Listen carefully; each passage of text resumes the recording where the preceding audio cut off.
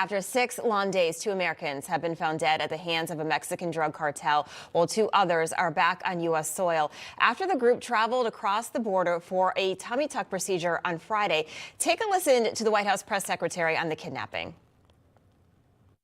Would President Biden ever consider using the U.S. military to disrupt cartel operations? I'm just not going to get into the military and how it's being used. We're joined now for more by former FBI agent Jonathan Gilliam and former acting secretary for the Department of Homeland Security and executive director and chair of the Center for Homeland Security and Immigration, Chad Wolfach. Great to have you both on this morning. Chad, so you've been there. Can you tell us more about what might have transpired between the U.S. government, the Mexican government, and maybe most importantly, these drug cartels to find these missing Americans? What did that look like? Well, I'm guessing that the Biden administration was putting a lot of pressure on the Mexican government to provide intelligence and to figure out what was going on. I think it's awfully surprising that the Mexican government can't really do much to stop or curtail any type of the cartel violence. But as soon as there's an incident with 4 Americans, they know exactly where they are and they're able to rescue them and things of that nature. So I think there's a lot of questions to be answered here. Obviously, the Biden administration needs to hold the cartel members accountable.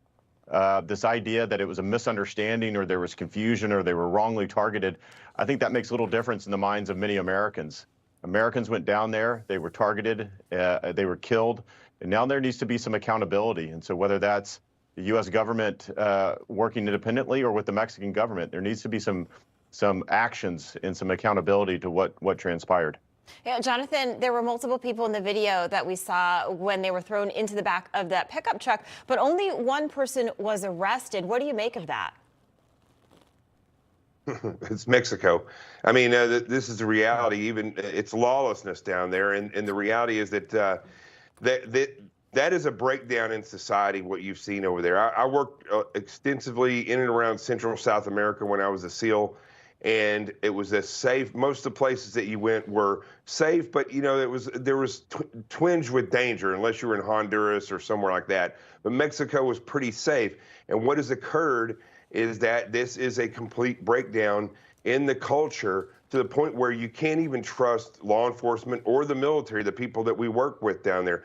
And I think what the reality is, we have to realize this, that the government, I cannot count on the Biden administration to actually do anything about this, but the American people have to realize that this isn't Cancun of the past or going over the border and getting some medicine or a procedure. It's not the same.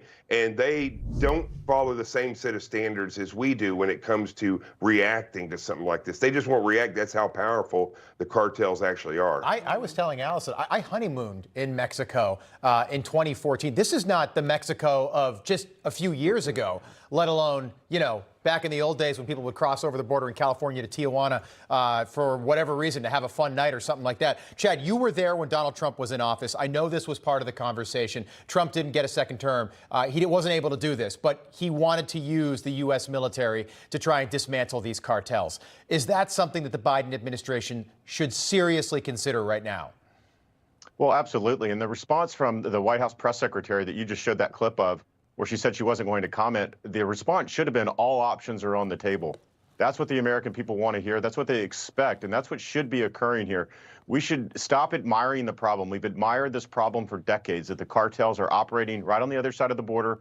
They kill Americans. They peddle narcotics, illegal narcotics across that border. Stop admiring the problem. We need to take action. We need to take some concrete actions, either, again, with our partners in the Mexican government, which I agree, they are compromised and there's limits on what they can do. That means the U.S. government needs to take all options, whether it's militarily, whether it's cyber warfare, financial warfare. We need to start targeting these cartels and treating them just as they are. They are ruthless. And we need to go after them. Yeah, and it continues to get worse. Alejandro Mayorkas, though, still refusing to call the situation at our southern border a crisis. Watch. When we speak about the border, we have to put it in context. That this is not a challenge, and it is indeed a challenge, not a challenge exclusive to the United States.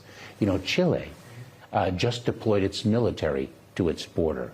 Colombia has 2.5 million Venezuelans within its borders.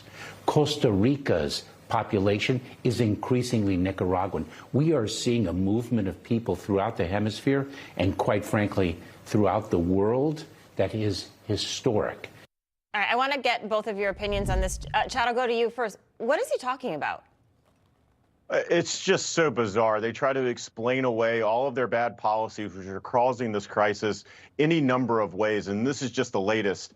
To compare us with Venezuela and Colombia and Peru, it's laughable on its face. And most Americans are just shaking their heads saying, what are you talking about? It's very clear why there's a crisis on the border. It's because of the policies of this administration. Look, you're always going to have individuals wanting to come into the country. As long as there's an orderly process, it's not chaotic, and you don't have 250,000 people approaching that border every single month, you can handle it. But the opposite is occurring today, and it's specifically because of the actions that this administration has taken. And the fact that they can't be honest with the American people, they refuse to acknowledge this fact. Instead, they continue to blame it on some worldwide trend. It's always been there. People have always moved in this hemisphere. It didn't just happen in the last 2 years. All right, we'll have to leave it there. Jonathan Gilliam, Chad Wolf, thanks so much for being with us this morning. We will continue to cover this story as we get more information, hopefully from the White House. Thank you.